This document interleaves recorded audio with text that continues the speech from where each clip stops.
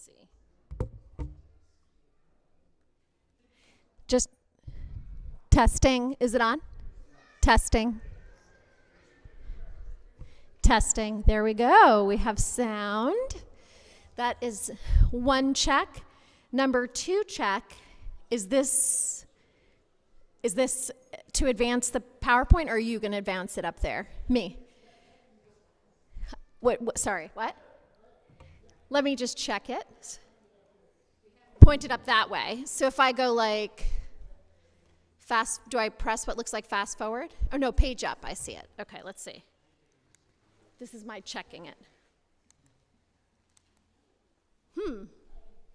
Why don't you do it? I'll cue you, but we'll just make sure. And then number 3, sound check, PowerPoint check, which is for later, and people check. Are people on the live stream as well as in the room? Like, are we live streaming before I say things? We are. Okay, great. Well, welcome to folks on the live stream, and welcome to folks joining us in the sanctuary as well. I'm so glad all of you are here. So let us open by lighting our chalice.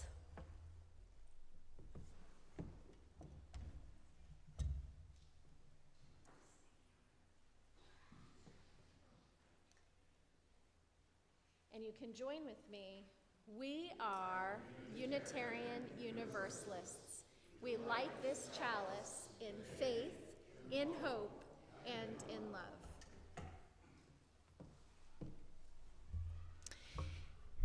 So, the board, the finance team, and the executive team, which includes me and Tom Dishrud and Catherine Esty, are so glad that you're here in person and online. And we look forward to sharing updates and to answering your questions today. It is very exciting to be in the middle of our second year together. Last year, I was experiencing everything for the first time and learning how we do things and how we've done things in the past.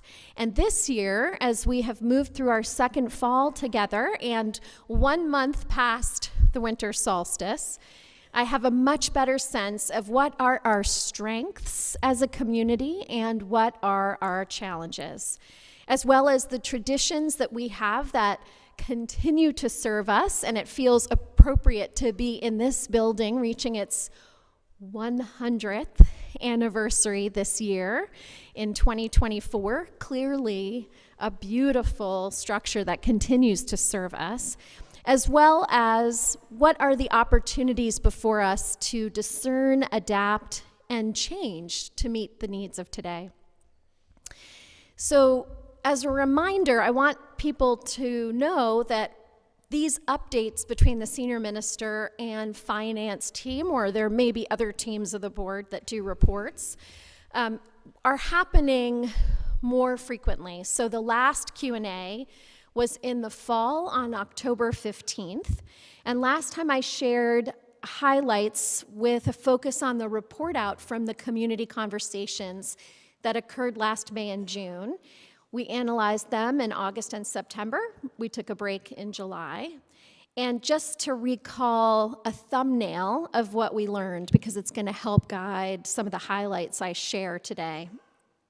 The 6 areas of activity that people most frequently and consistently lifted up in the community conversations that would enhance their experience with our congregation were the following: better communications, a broader range of spiritual growth and learning opportunities for adults, more opportunities to get to know others and be known by them, an increased number and variety of multi-generational experiences, a greater emphasis on collaborative justice efforts, both interfaith and our partnership with the wider UU community, and finally, improved transparency.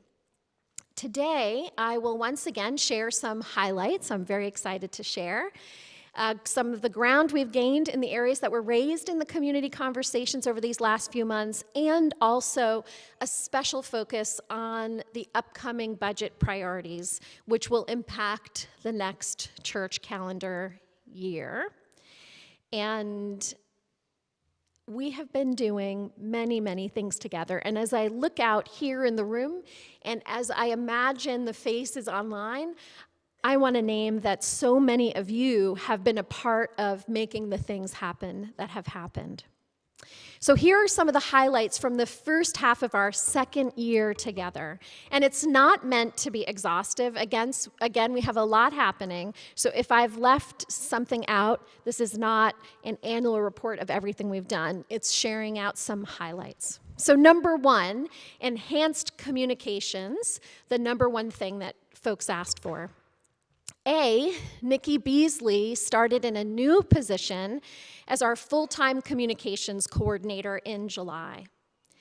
And we moved towards a more deliberate focus on how we communicate.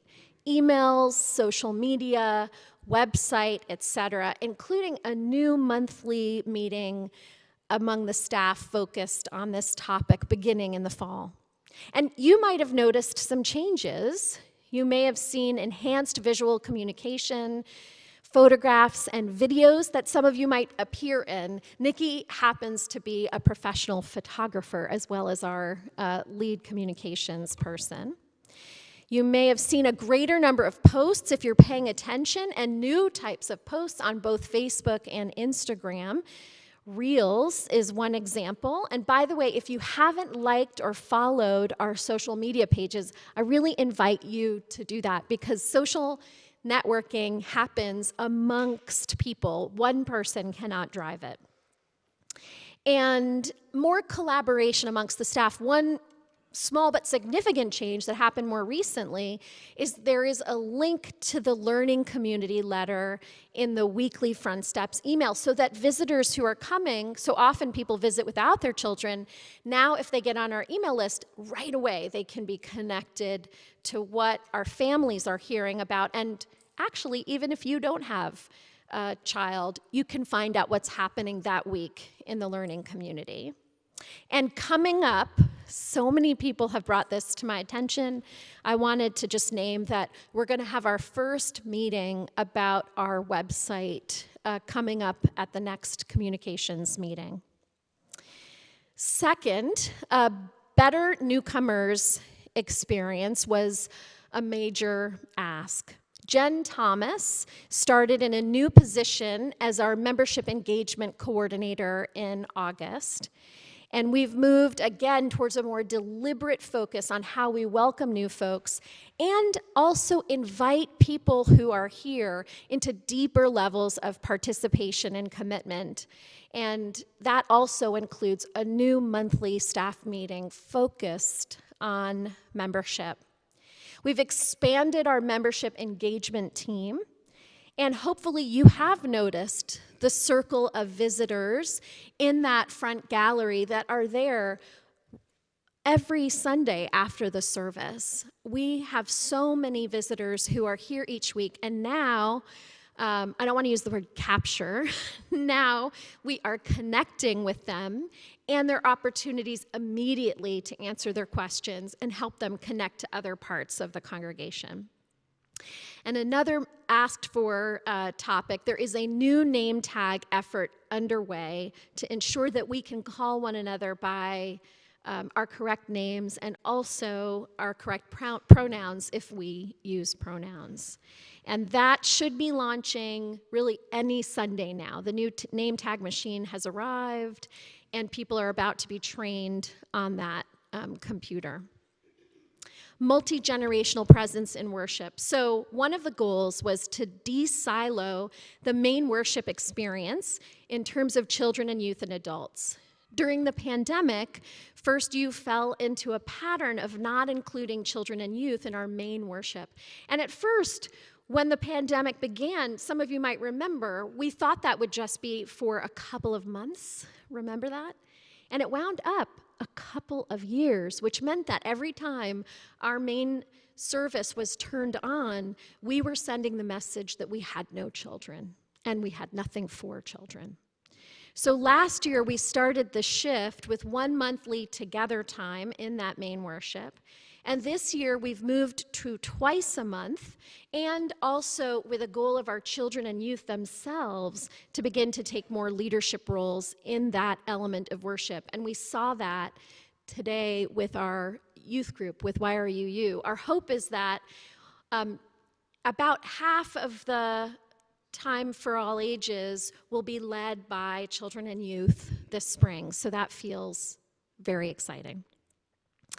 One of the losses this year, thinking about multi-generational worship, was we did wind up losing the children's music director in the face of needing to make cuts to all of our programs, and it's understandable that the music department chose to keep the administrative hours instead of that position. These are difficult choices, and we're learning about what is discretionary versus non-discretionary, what can we do by volunteers, and what do we need staff to do. One shift immediately following the community conversations was we added back money and hours for the multi-generational ukulele group, which is meeting right now with John Bowling. And it is now in its second year and offers a way for children and adults to make music together. We've had a lot of learning community transitions and some different kinds of transitions, and some of that is about this year, and some of this is really about, I would say, the last 10 to 15 years. So one of the things we're experiencing, and I think holding curiosity about, is how do we do a learning community program in a new size program? And here's what I'm sharing. So we're navigating a size transition. Again, the way you lead and staff a program for children and youth varies by size. And our children and youth enrollment, I have in front of me the enrollment from 2008 to 2023 alongside our adult membership numbers. And this comes from what we report to the Unitarian Universalist Association every February. So if I were to go back 15 years ago, in 2009, we had 592 children enrolled in our religious education program and 1,080 members. 15 years later, last February, we had 148 children and youth enrolled and 840 adult members. So we have lost proportionately many more in terms of children and youth enrollment, while losing but holding more steady in the adult realm. And we saw a particular loss, as did many other congregations during the years of the pandemic. So in 2020, February, right before the pandemic, we had 980 adult members and that's the year before, and 958 adult members in 2020, and 318 children and youth enrolled. And by February of 2022, we had 900 adult members and 120 children and youth. And so this has been a trajectory really over the last 15 years. And so we have to ask ourselves, we can't just be doing the same things over and over again in our children's and youth program. We really have to think about what is needed for today. We've had some learning community staff transitions. And in some ways, we were overstaffed in terms of the number of children and youth staff working directly with children, but we were understaffed in communications and membership engagement, which are vital in order to connect children and youth and their parents to our RE program, but also all of our programs and ministries. We went into search this fall for leadership of the learning community, and we hired Reverend Leah Angiri in November. And Ashley Lookenhouse was our learning community assistant last year, and she's continuing in that role. She talks about how she views her role as a spiritual practice here in the congregation. We are trying to move from the silos. One of the challenges of this beautiful building, and Buchanan, which is connected, is that our children and youth programming, when they're not in the sanctuary, is literally in another building. And so while many congregations will struggle with some silos between adults and children, our building creates both opportunities and obstacles.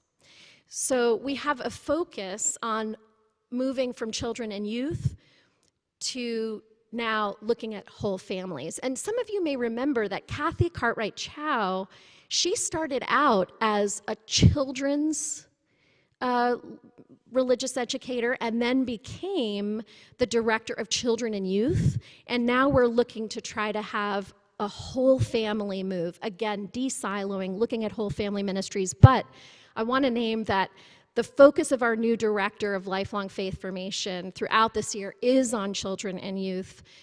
We have a vision of moving away and moving towards the whole family, but right now we have a lot of work to do around understanding what is needed for our children and youth. So that is a focus this spring. And more collaboration is beginning to happen between the learning community, the ministers, membership engagement, communications, and more.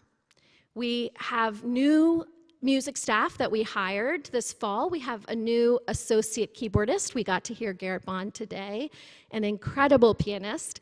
I know so many people said, how will we ever find someone to follow Signe? And Signe, it was wonderful to hear Signe play the piano in the virtual service last week. Wonderful to pull that piece out again. And Garrett Bond has been a wonderful addition to our staff. And he offers wonderful instrumental offerings, postludes, and supports some of our choirs. We have a new facilities role. Joey Moeller started in a new role as the operations and events coordinator, which includes music ministry support and AV support, as well as support for our facilities manager. Jason has a huge job with all of these buildings. And also supporting rental coordination. You might remember I shared that, I think still in the fall, although we took it down, we had a message that we were not renting to people anymore. And so with Joey's hours to support some of that rental coordination, we're able to actually receive phone calls. We'd like to move to the place of being even more proactive, but this is already shifting in a much more positive direction. And while I'm mentioning facilities, I just want to name that we had flooding in the offices this past week with the storms, and that Jason and Kamal both came in during the storm to dry out our offices. Thank you, that you can clap, yes. And so we have really the blessing of people who are very dedicated, and it takes a lot to care for our properties and buildings. And some of them are in a really good state, and some of them need a little work. And our roof over the office does not like water. So another thing we've been working on is seeding more adult programs. And I want to name pendulum swings in programming is normal in a congregation over time. And the numbers of adult programs, as I've been doing some of the research reached a pinnacle when we had a full-time director of adult programs who retired in 2017. However, at the time, some people felt there was too much energy deployed in that area, and maybe we had too many offerings. I wasn't here, so I can't comment on that. But it is true, I think, that pendulum swings are normal. Fast forward to 2022, again, especially during the pandemic, our adult offerings became way too limited in scope, and it made it harder for people to experience membership classes, getting to know one another, and learning opportunities outside of worship. This year, we're working to continue and expand offerings, such as newcomer and membership circles and classes, more anti-racism learning circles, Wellspring, not only the traditional Wellspring, but a Wellspring on Article 2 values, community circles, and guest presentations. A Midsummer Night's Dream in Prison happened recently, and the Sewell Lecture is actually coming up about a month from now. And speaking of parents, I'll mention that one of the community circles, you heard me say this if you were there today, we had 33 parents signed up for community circles and 29 children for childcare. So there is a real hunger for parents to get to know each other. And when we were on Zoom last week, one of the things they shared was that they didn't know anyone on the screen. So we have work to do, and we're trying to move in that direction. So building community.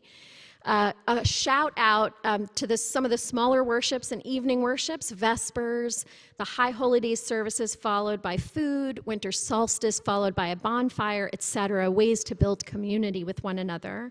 Social gatherings after or before services and presentations, the pancake breakfasts, lunches before family game days and parent circles, the alliance lunches, and more. The auction has resumed with social gatherings. These things are making a difference. Social justice collaborations were named as a desire. Well, we've been spending all fall and into the beginning of winter getting ready for the 13 Salmon Shower Project, which was supposed to open this week, but for the weather, and will be opening this coming week. And it's part of the wider interfaith efforts to support our houseless neighbors, spearheaded by Levinland and Housing Coalition. And our piece is that the Shower Project will help offer hygiene and a warm, safe place to enhance the well-being of our neighbors. We hired Kelly Clendenin as our Shower Project coordinator for 9 months, and we actually received a grant to help support that, $20,000. Kelly, Dana, Danielle, and Bill Cunningham have coordinated space setup, gathering supplies, and equipping volunteers. We've also shared our pulpit with guests from the wider UU Justice and local justice networks, such as Mary Catherine Morn, the executive director of the UU Service Committee, and Frank So, the executive director of Ecumenical Ministries of Oregon. And finally, the last area I wanted to share a couple highlights around is transparency and inclusion. This year, we're doing more frequent senior minister and board updates and Q&A, specifically today and in the fall, finance updates. Inclusion of more of the congregation and its leaders in budget conversations and identifying priorities, and inclusion of more of the congregation and its leaders in strategic directions. The community conversations we held last spring, and we're going to do an upcoming similar learning community feedback effort this spring, as well as mission, vision, and strategic planning that are on the horizon. So I'm going to pause there just for a second to see if there are any questions, but I'm about to switch to sharing the budget priorities for the next year's church calendar. So does anyone have any questions about the highlights I just shared?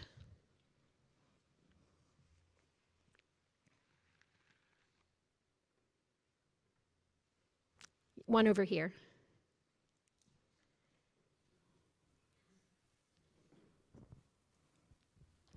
Reverend Alison, I am interested in what causes or organizations in the community outside of our church you have found for your priorities. Great. Okay, great.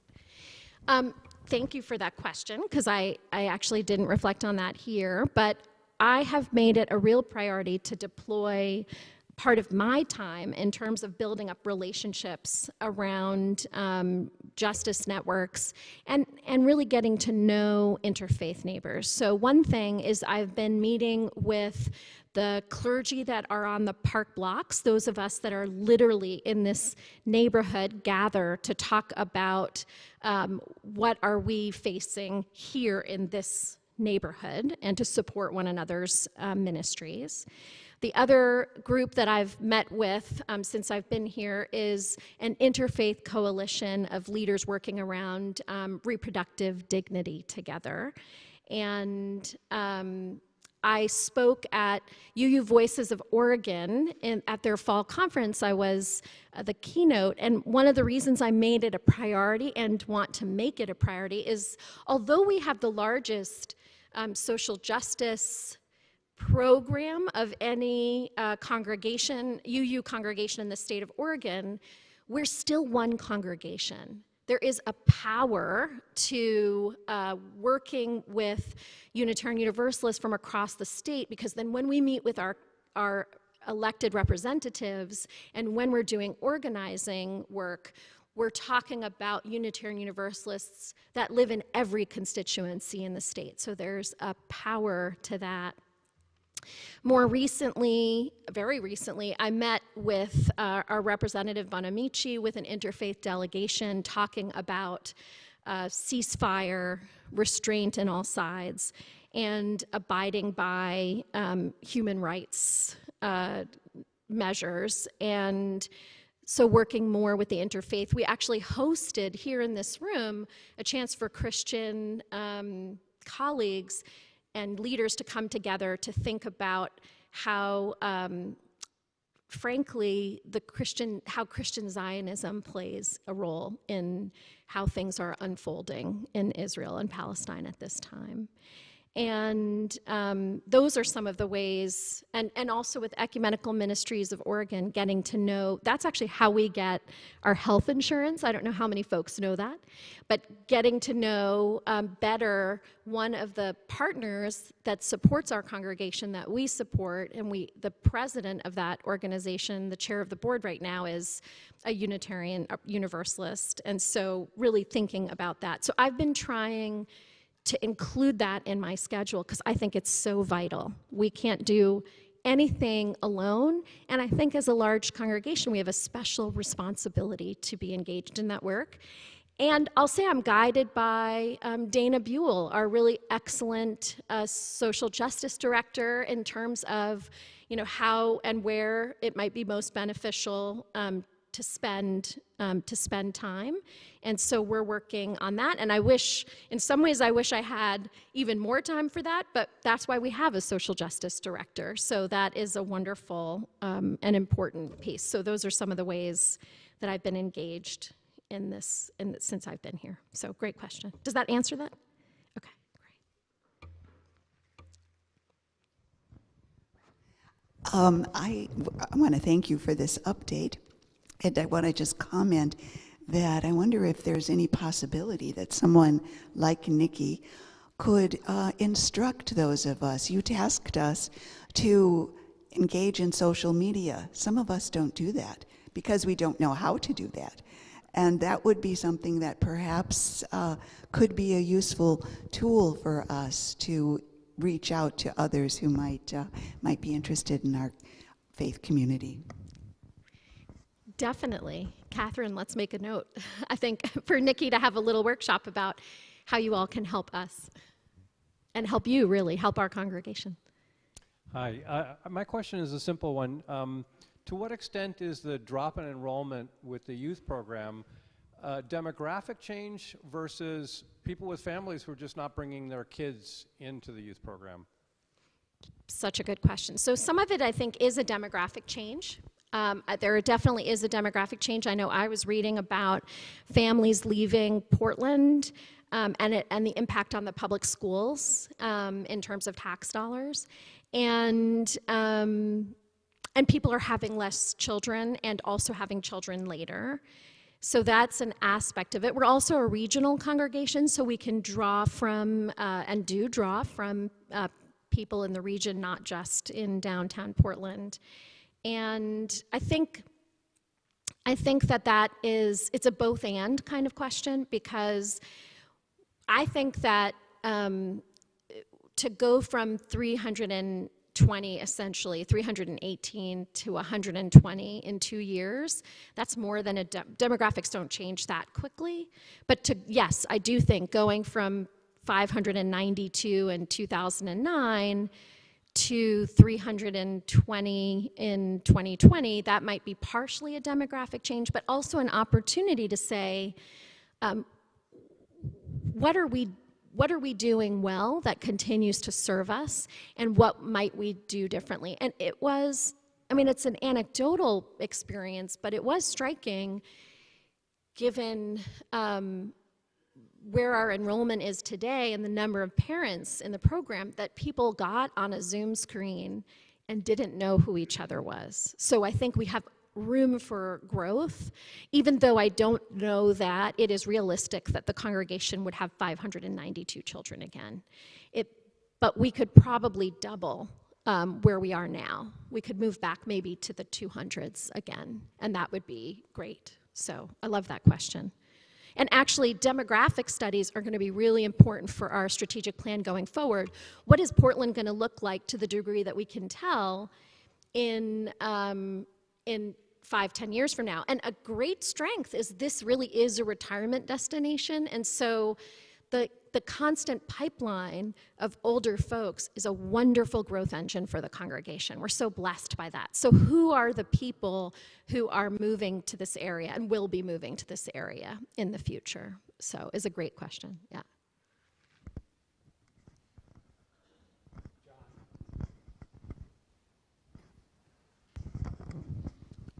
I wonder too whether the greater decline in children's RE enrollment might be reflective of the number of people who are now attending virtually, whose children are not attending in-person religious education. Is there any prospect for online streaming of RE programming? That's a great question. And now you're almost anticipating one of our budget priorities coming up, which is how we do a better job of engagement with the folks online. And I'll just share a quick example. In New York, where I was on staff for a long time and on the RE staff, we found that a certain segment of our families were away every weekend. So we actually opened a burgeoning midweek Wednesday RE program that was very popular and exists in addition to the Sunday. So that's sort of that kind of question. Are there families who would be interested in a different kind of programming or a different time of programming? Is a really good question, John, so thank you. Okay, time. People are pointing at time, so I should probably do budget priorities, and then I'll take questions again. Okay. So let us move then to the PowerPoint, and thank you for that.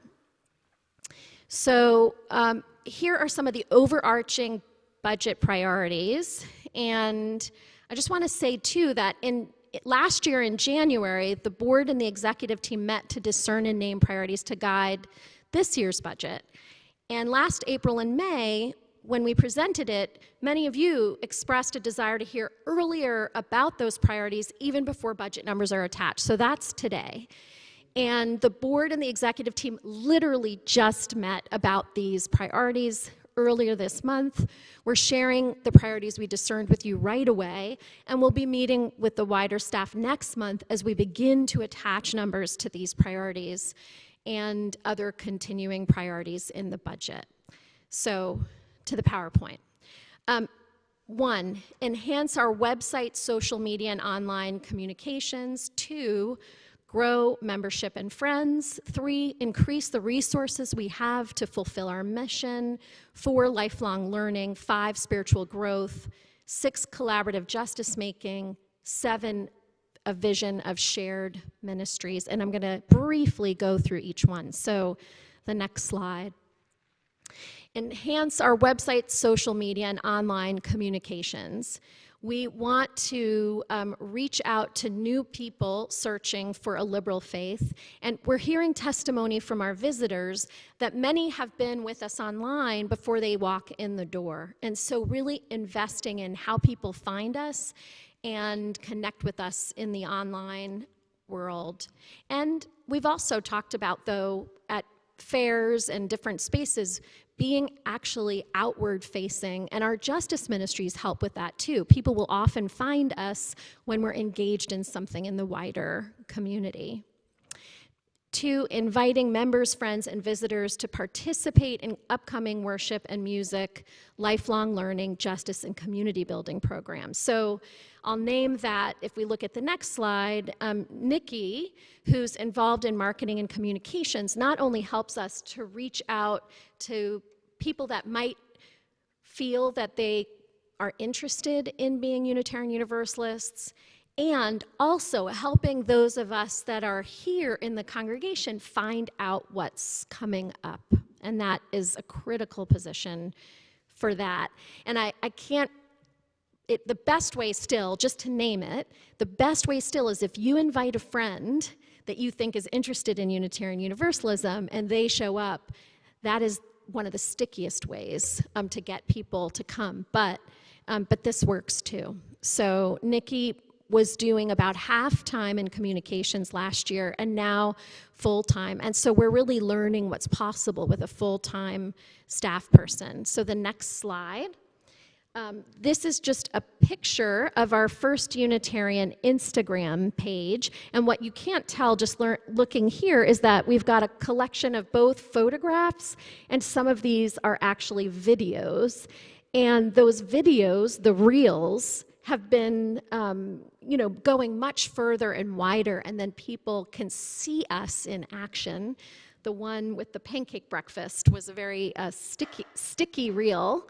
And again, we're so blessed to have such a great photographer, and many of you are great photographers. So sending photos of activities going on here to Nikki is a great way that you can help with our Instagram page and also our Facebook postings.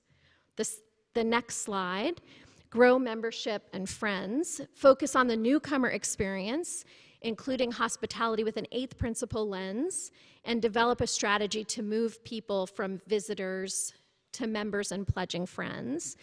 And again, I'm just mentioning, these are like examples. These are not exhaustive. We hired Jen Thomas as our membership engagement coordinator in August, and already people are testifying to a much more robust experience when they visit on their first or second or third time at finding out who we are and how to get connected. So it makes a big difference. And in terms of our ability to do volunteer recruitment, it's actually much more helpful.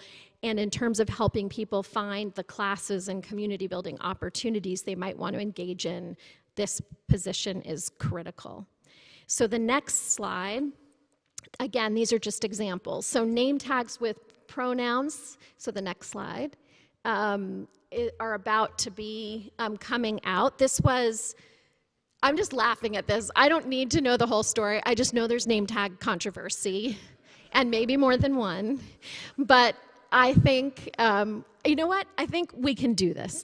This was one of the low-hanging fruit. So we're about to have these come out, and I think it really will make a big difference for people to be able to see each other's names is an important way to learn one another's names.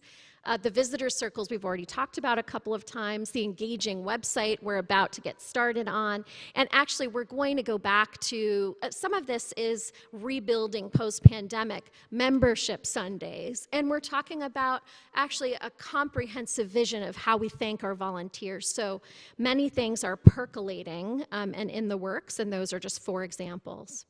So the next slide and priority, increasing the resources we have to fulfill our mission, recruiting volunteers and equipping leaders, time and talent. I'll name, I think that and it's in an upcoming slide, the Shower Project has been an excellent example of that. Moving towards generosity at all financial giving levels, our treasure, and helping people see the connection between what they give and what we can do, figuring out ways that we can report back the difference that giving at all levels makes. So the next slide is the 13 Salmon Shower Project. And it's a great example because we also reached out and received a grant. So looking to outside sources as well as internal sources for funding. And it is a project that is engaging not only staff, but really a healthy group of volunteers. So it's very, very exciting as just an example. The next thing is the pancake breakfast hosted by the men's group. On the next page is the winter solstice service, which really I wanted to show in part. Again, you see all the volunteer choir members in the front, staff up there offering the service alongside the choirs. And then the next page, the labyrinth and the bonfire, again, a healthy example of volunteers creating community together. And it was a very age-diverse crowd that was there that night. And so thinking about when we have resources, more resources, we can do things like be open at night, because there's the heat, there's the AV folks, there's the building folks, there's the ministers, and there's the volunteers. So the more resources we have, the more we can do. The next priority on the next slide, lifelong learning. Evaluate our offerings for children, youth, and families, and support teachers and advisors to offer a robust program that meets the needs of today. We've talked about that quite a bit. And expanding learning opportunities, small groups, and classes for adults of all ages. So a big thing that happened on the next slide was we hired Reverend Leah Ongiri, who grew up in our learning community, and she's been here since November. And the next slide is just an example. We have our children doing their gingerbread house event in December. A slide that names community circles and all the ways that we hope to have our lifelong learning program being an engine of connection, learning, and growth. The next slide is spiritual growth. Expand our opportunities to practice becoming a multi-generational music making and worshiping community, and to support community building among the visitors, members, and friends worshiping online. John. So important. This is something we really need to do. And so just like the ones that were visiting the here in person for Solstice and online during Solstice, there was nothing after for them. So what might that look like? And the next slides, we see just time for all ages, and our Christmas pageants see our children helping and being a part of the leadership of worship. And then this was just an example, the Yom Kippur, not the Rosh Hashanah service in the fall. And again, creating community, following a service, but what about online? Next, collaborative justice making, building up justice networks and interfaith partnerships in Portland and the UUA. And these are some examples from this year. I mentioned Frank So and Mary Catherine visiting, UU the Vote and CARD. The Care and Action for Reproductive Dignity and UU the Vote are examples of our work locally, regionally, and nationally. So some of these priorities are also carryovers from last year. You can't just invest in something for a few months. Some things we want a sustained investment in. And then the final priority that we lifted up is shared ministry, including the wider congregation in a strategic planning process to chart the future together, doing work around mission and vision, covenant, and our 5-year plan. And I'll just ask you a question. Who knows how long it's been since we've done, since we created a mission together as a congregation? Who knows? Mindy.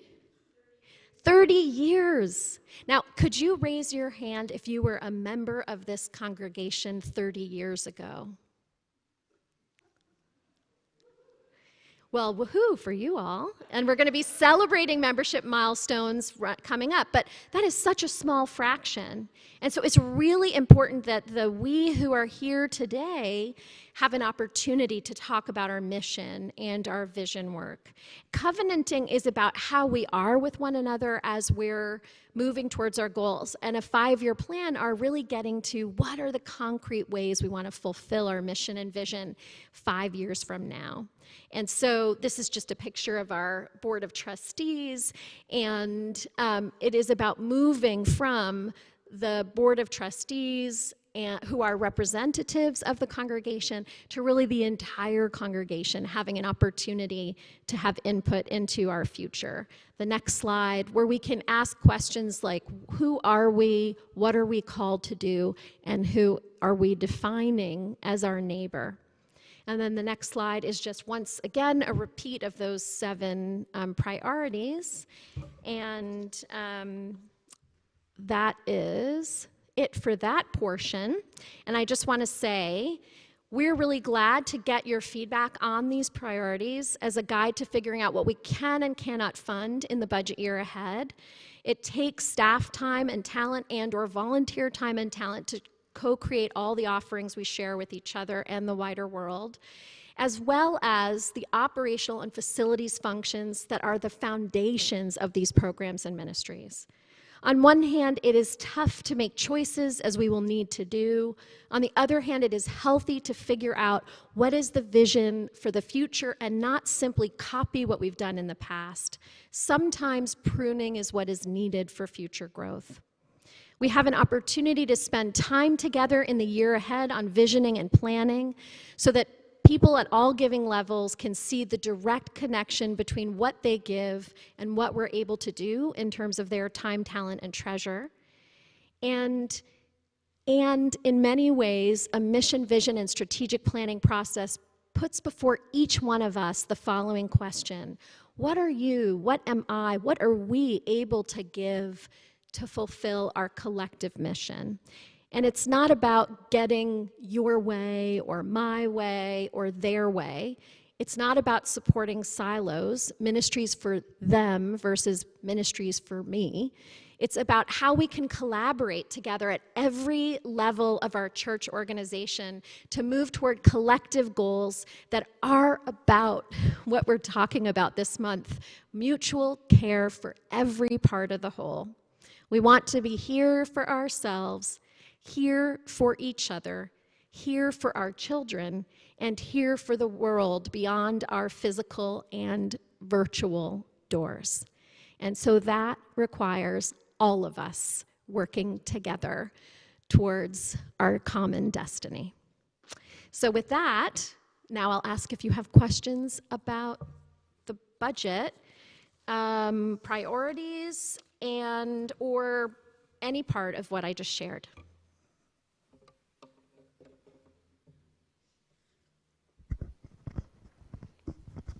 Thanks. Thank you, Alison. I just wanted to lift up also the piece around our church. One thing I've heard you say lots of times is like, how can our church be a hub for the justice making? Yes. And so I also just wanted to lift up that our social justice ministry, all of the different groups hold events here. Yes. And that's a wonderful gift that our community has to the whole community. Like last year we had that huge 400 people gathering through the Levin Land and Housing Coalition. So many ways that we do that. I just want to mention that as well. I love that example because Dana and I have talked about that, and she's right. We are a hub and able to actually host conversations for the Portland region because of these incredible buildings that we have. So it's a way to connect this asset, our buildings, with what we're able to do in the world. So I love that. Thank you. Thank you. This is a follow-on question to what actually John Hussler was talking about. Can you hear me now better? Yes, that's great. Thank you. The issue around community building, being able to really take advantage of our resources of our virtual ministry. And we just had a conversation recently about the idea of reinitiating these virtual social hours. And Catherine,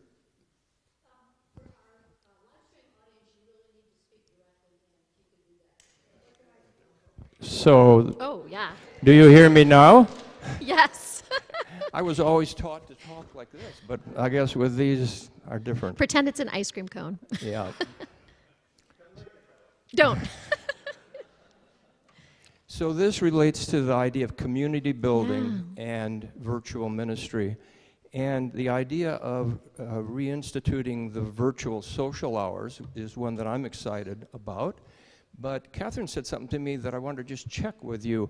Is it true there are up to 160 families or people on our virtual services?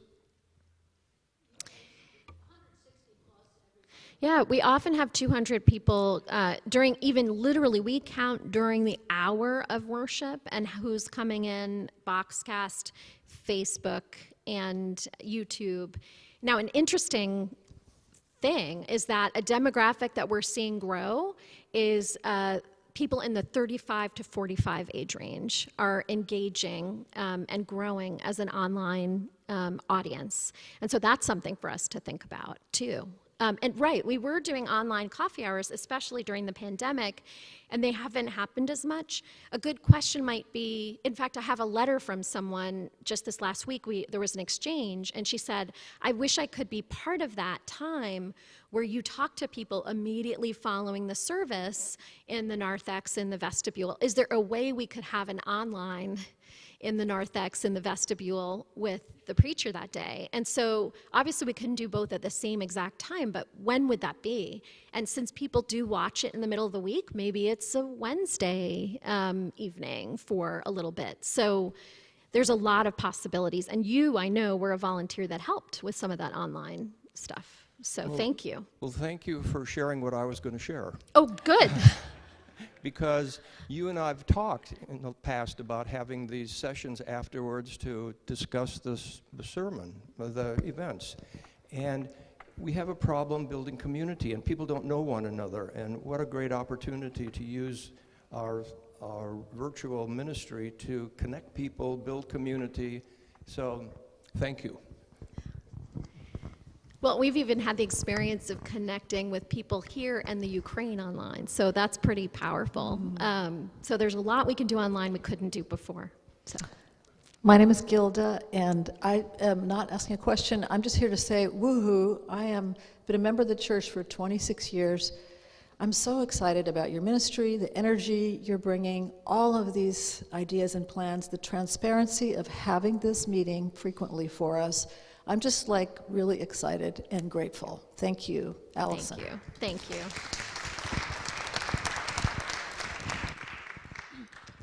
Thank you. I've heard a lot of discussion about the numbers of people coming to our church, the numbers of families, and our numbers are down. This has one of the sources of this problem is the mistaken perception that downtown is not a fun and wonderful place to be. And I'm wondering if our church can participate more in the life of downtown, encouraging people to go to the Winter Light Festival in groups, encouraging people to have one Sunday a month to go out for lunch downtown, and having stories about that on our website. People in the suburbs will look at that and they'll say, oh, they're going downtown for brunch. It's okay to come downtown. Perception. We're very much a part of, that's part of that Park Blocks, the ministers gathering. One of the things we talk about is what is our role in the community life of downtown and how we can support some of those efforts. So thanks for lifting that up. Alison, one of the things which I've wondered about from time to time is, what is the nature of our engagement with regional UU congregations? And are there synergies there which we haven't tapped? I think there's more opportunities. The Unitarian Universalist Association itself had to sort of reimagine how we do things. There is a Pacific Western region, for example, event coming up that includes lay leaders, and that's the first time that's happened in a few years, I think. So that's kind of, there are things on the horizon. We have engaged, I think with Zoom, it's allowed us to actually collaborate and engage. A lot of the board members and the executive team were on something connected to leadership in the large church, and we were meeting with our peers, if you will, across the entire country. And so that was a great example. Voices of Oregon is another, and there's definitely an opportunity, oops, it's good I'm not using that, for clustering. I know that I've benefited from being with a cluster of clergy colleagues where we're able to talk about ministry in the region, and I think more is possible, to be honest. Some of that is just coming back online in terms of regional stuff. So, good question. Is this working? Yeah. Okay.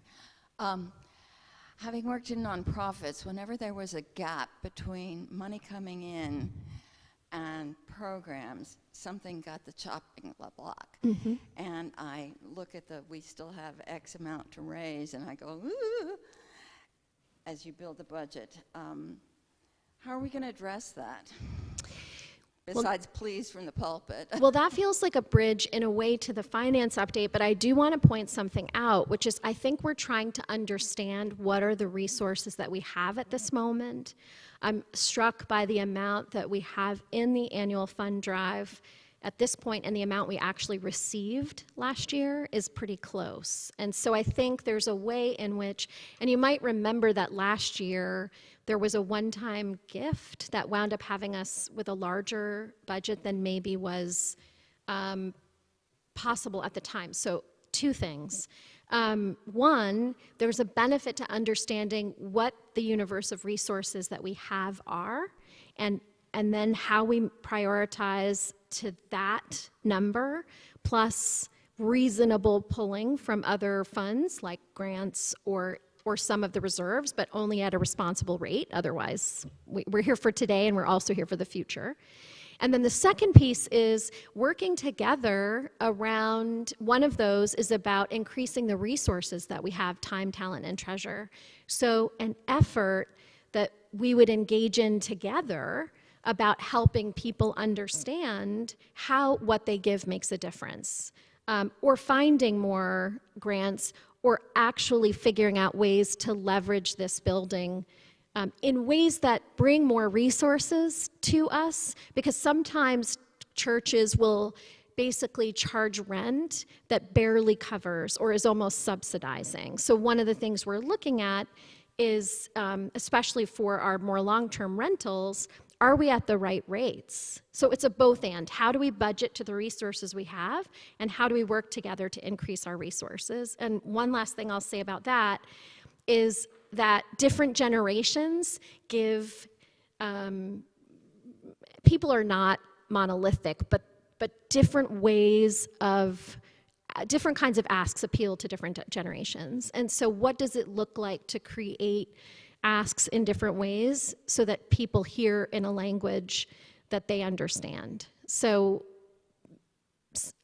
older generations, whatever they are, I'm not going to define that, give to institutions. Younger generations, undefined, give to causes. We're both an institution and a cause. So we're uniquely suited to address that gap, but how do we do that? And moving towards year-round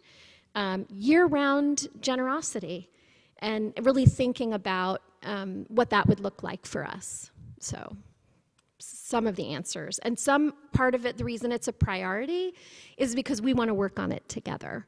So a year from now, we might share what we've learned too. So Andy, that felt like a tee up to you, but any other burning questions before we get to hear from our finance chair? Okay, great. Great. Take it away, Andy.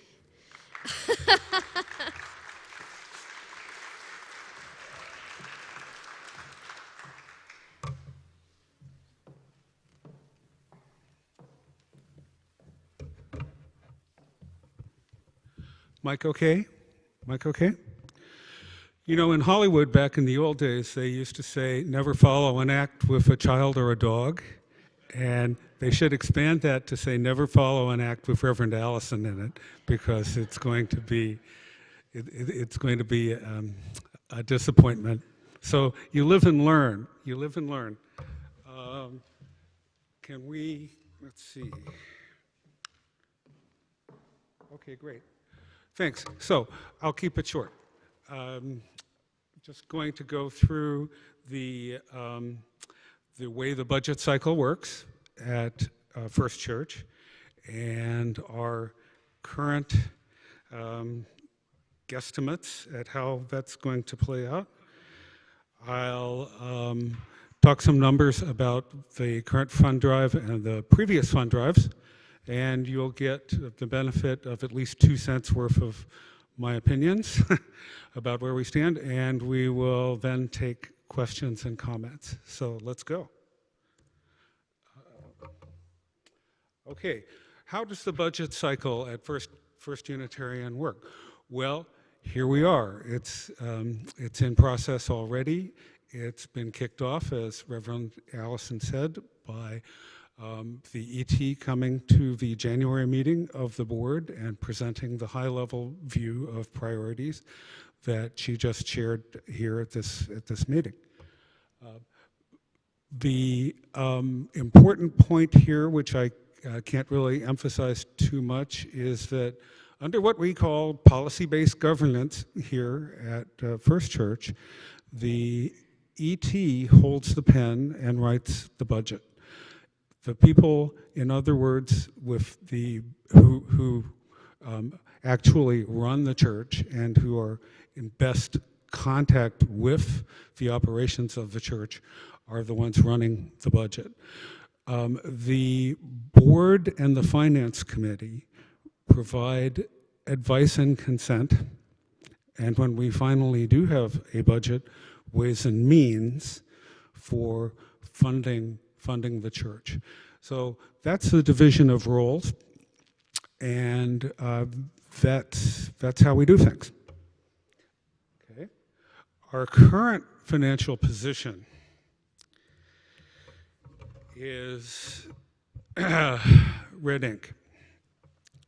We have to face that. We ended, and this is where I give you the little song and dance about calendar year versus fiscal year. The annual fund drive is just that, it's annual. It's conducted on a calendar year basis. The church budget is made up on a fiscal year basis, which runs June to June, basically.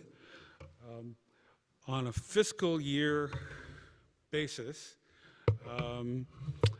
we ended up with a reported deficit of $126,000, which is maybe not as bad as it could be, but certainly not something that should prompt us to break out the champagne, given that that budget had already been set for a realistic amount of expenditure, and going below an already trimmed down budget is not terribly good news. As Reverend Allison mentioned, part of that was that we took a major shortfall from big donor from a big donor in the previous annual fund drive.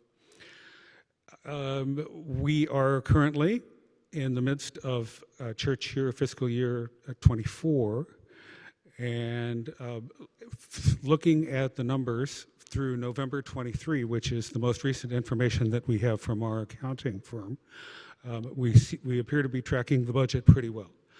And here's where I give a big shout out to the ET for the careful, and especially Catherine Esty for the very careful tracking of church finances. So thank you. We are still somewhat lagging in terms of collecting on pledges from the just finished 23 annual fund drive year. We're somewhere that always happens. There are pledge payments that do come in the next calendar year. We're somewhat behind where we normally are in terms of that. So if anyone happens to have a pledge from 23, which hasn't been fulfilled yet, consider this a gentle hint. Thank you. Okay, the next slide is probably impossible to read, and this is where I asked Catherine, can we post this slide deck somewhere on the church site? Can we? Okay, good. So I'll spare ruining everybody's eyesight here. I hope you can probably read. I talked about that middle line there about receipts from the 23 fund drive, and that we're, roughly speaking, $75,000 behind on that. Okay, so next slide. Whoops, back.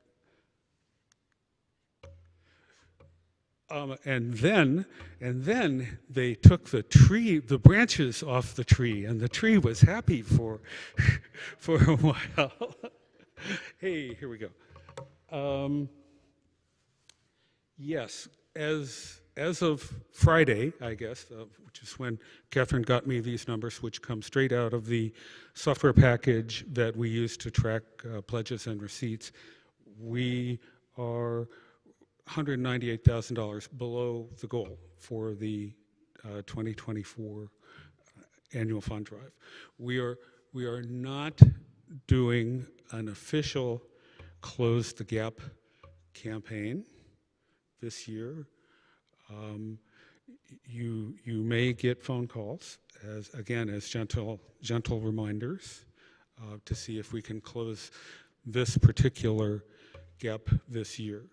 I sincerely hope that we can, because going into the next year's budget cycle, this far below our already fairly modest target would make the budget cycle pretty darn difficult. Okay, so now we'll finally get to my 2 cents. Yay! Okay, well, you cannot grow if you hold the status quo.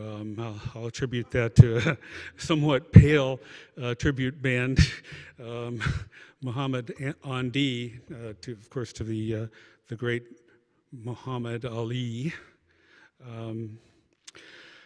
Trying to find another way of saying what we've said in different language in the past, that doing the same thing again and again and again is highly likely to produce the same results. And if you want a different outcome, you need to be willing to let go of the status quo to some extent.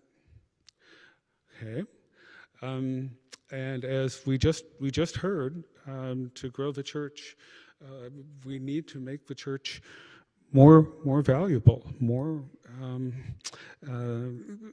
deserving of people's time, energy, money, for which there is a great competition between many worthy causes. And if we remember our unique value proposition, what sets us apart from all of the other worthy causes, and even from the other churches up and down 12th Street, it's that we're a beacon of liberal religion to Portland. You do not have to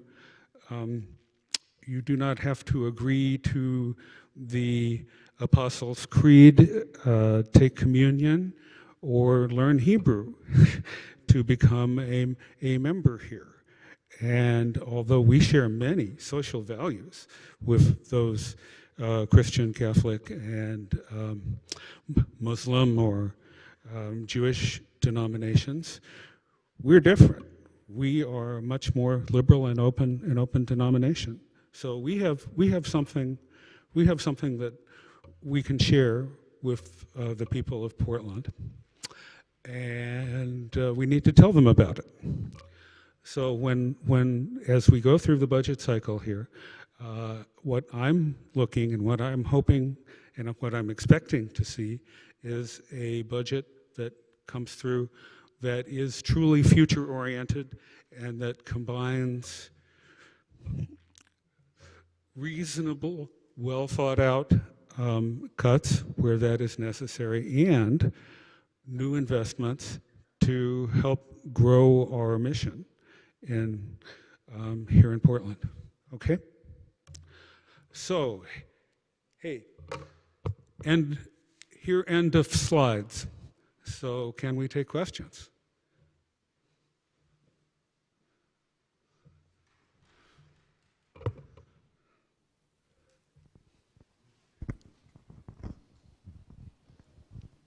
No, I don't have a good weather forecast for Portland. Would that I did. I wonder if you could clarify the relationship between the fund drive, which, as I understand it, I mean, our pledges in the fall are for contributions in the calendar year 2024, but the budget is on a fiscal year basis. I mean, is what people are pledging in the fall for 2024 for expenditures in fiscal year 2023-24 or 24-25, or for the calendar year that they're contributing? That is a very astute question. Thank you. The answer is that what we'd call in the tech business the clock skew between the fiscal year and the calendar year means that the budget is being drawn up now for church year 24-25 using the actuals for the pledge year 24, and that covers half of the church fiscal year, and then taking our best estimate of where the 25 fund drive will come in, and using that for the budget for the second half of the church fiscal year. So the budget process involves half a year based on facts and half a year based on projections.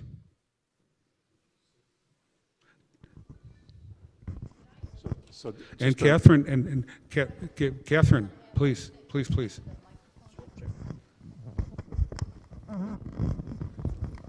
It's a great question, good answer, and there's another complexity, and that is, when do people pay their pledges?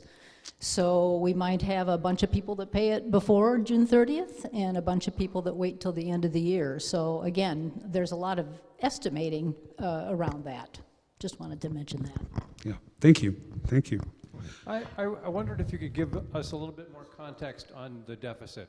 So, for example, how often do we have a deficit that's in that magnitude? And how big is the reserve, and how quickly would an annual 100K plus deficit take us? Great questions. We have run at a deficit on an operating basis for the last decade. 128K is fairly typical. The reserves, many of which are donor designated for specific purposes, only some of which are available for filling the general church budget, but the total of reserves is in the ballpark of $2 million. It's in the ballpark, which sounds like a lot of money until you realize that our budget is somewhere in the low $2 million a year to keep the lights on. Also, it does not sound like as much money as it was even 2 or 3 years ago, given the inflation that we've seen. If we were to look at this in constant dollars, things would look not as good. So, thank you. Did that answer the question?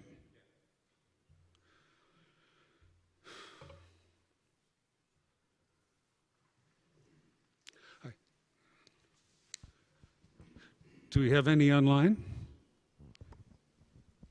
No? Okay, For fire away. a non-accountant person and someone who's struggled to work with budgets myself. I'm sorry, can you just get a little closer to the mic?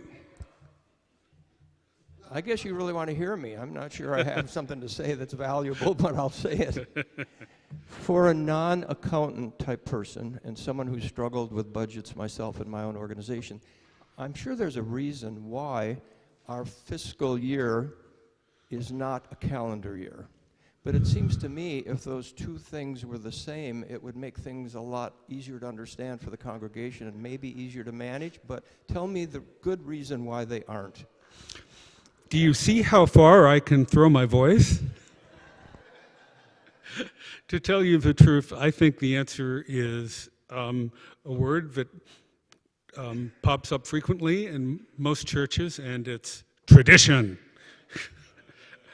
Okay. It's been talked about more than a few times to bring the two calendars into alignment. And I think there are reasons for and reasons against. I know that in Reverend Allison's previous congregation, the two calendars were aligned. So you might be preaching to the chancel here in terms of whether that's a good idea or not. And I think we will take a serious look at that at some point in the future. Other questions here? Well, hey, thank you very much for people who've been through the whole presentation here. You're hardcore, and thanks very much.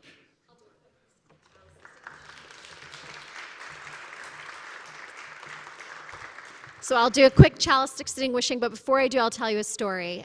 My first congregation that I was on staff in, the budget year matched the giving year entirely. So in December was the hottest because we always had stuff left to do and we were already behind. The congregation I was last time, yes, the fiscal year and the pledging year matched entirely, and there was some projection, but basically it was warm. And then this is kind of hot because if you divide 200,000 on the goal, 100,000 of it hits this spring. So this is kind of hot. So I think it's a good question, not that we would answer it today, but really what are the benefits? Having been in 3 different systems with 3 different ways of doing it, what are the benefits and what works best for us? Here in Portland, as far as I'm concerned, is fair game. How hot do we like it? But I'm not going to ask you today because I fear with the weather we've had, you'd say you like it really hot. So thank you all for being here. We extinguish our chalice, but not the light of this community, nor our pursuit of integrity, of generosity, of joy, of justice, of love. These are what we fund with our budgets and with our time and talent together. These we hold in our hearts until we meet again. Blessed be one and all.